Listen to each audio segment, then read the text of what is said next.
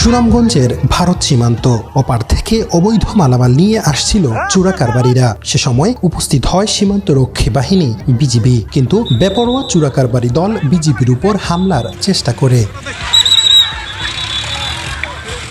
সিলেট অঞ্চলের বিভিন্ন সীমান্তে এখন প্রায়ই তৈরি হচ্ছে এ ধরনের পরিস্থিতি। কখনো চোরা কারবারি দলের দৌরাত্ম্য, আবার কখনো সীমান্তে ওপার থেকে ভারতীয় খাসিয়ারা পর্যন্ত হামলা করছে এপারে এসে।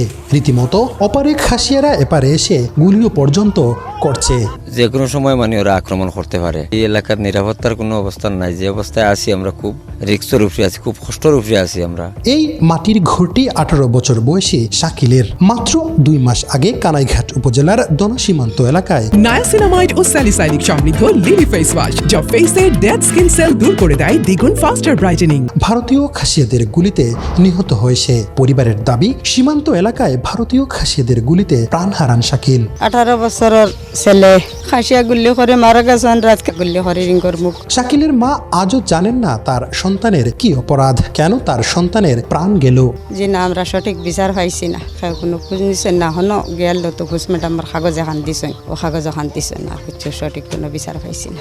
কানাইঘাট উপজেলার দনা সীমান্ত নেটওয়ার্ক যোগাযোগ বিচ্ছিন্ন বাংলাদেশের অন্যতম ঝুঁকিপূর্ণ ও আলোচিত সীমান্ত এলাকা। এই সীমান্ত দিয়েই ভারতে পালানোর সময় বিজিবির হাতে আটক হন সাবেক বিচারপতি শামসুদ্দিন মানিক এবং সাবেক বরখাস্ত পুলিশ কর্মকর্তা SI আকবর। এখন আমরা এমন এক এলাকাতে, দুর্গম একটা এলাকা, যে এলাকার আমরা বর্তমান পরিস্থিতি নেটওয়ার্কের যোগাযোগ এখন বর্তমান এই এলাকা থেকে বিচ্ছিন্ন, মানুষের সাথে যোগাযোগ করতে পারি না।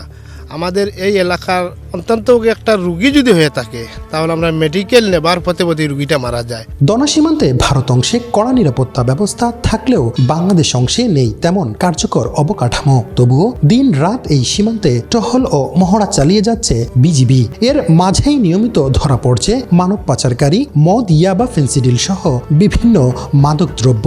স্থানীয়দের অভিযোগ, সীমান্ত এলাকায় গেলেই ভারতীয় খাসিয়াদের গুলির ঝুঁকি থাকে।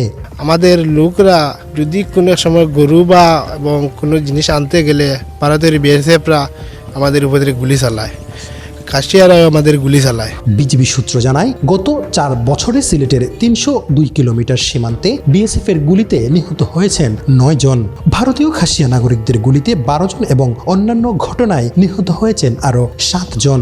যে হুটহাট করে কিলিংগুলো হচ্ছে এবং দিনকে দিন বাড়ছে, কে কাদের গুলিতে মারা যাচ্ছে এটাও যথাযথভাবে ফাইন্ড আউট করা যাচ্ছে না বা তদন্ত হচ্ছে না, যার ফলশ্রুতিতে দেখাচ্ছে যে এটা বাড়ছে। এবং এখানে দেখাচ্ছে যে যেহেতু এটা তো আমাদের দেশেরই একটা অংশের ভিতরে এই ঘটনাগুলো ঘটছে, এবং যার ফলশ্রুতিতে যে ভারতের সাথে যে আমাদের আন্তঃরাষ্ট্র সম্পর্ক, এটাও কিন্তু ডে বাই ডে কিন্তু অবনতির দিকে, এটাকে কেন্দ্র করি। ভারতের মতো বাংলাদেশ অংশে শক্ত কাঁটাতারের বেড়া না থাকায় সীমান্ত এলাকার তরুণরা সহজেই চোরাচালানে জড়িয়ে পড়ছে। অনেক ক্ষেত্রে চোরাচালান ঠেকাতে গেলে বিজিবিকে জিম্মি করার চেষ্টাও করা হয়। যে বিজিবি সবসময় সীমান্ত রক্ষার জন্য শেষ আস্থার প্রতীক। আমরা সেই আস্থা রাখার জন্যই সর্বাত্মক চেষ্টা চালিয়ে যাব এবং আমাদের এই ব্যাপারে অত্যন্ত দৃঢ় এবং আমরা বদ্ধপরিকর যে এই অপারেশনের ক্ষেত্রে আমাদেরকে কোনো কিছুতেই কোনো কিছু বাধা দিতে পারবে না। বিশেষজ্ঞদের মতে এসব ঘটনা সীমান্ত ব্যবস্থাপনায় দুর্বলতা ও দুই দেশের মধ্যে সমন্বয়ের ঘাটতির ইঙ্গিত দেয়।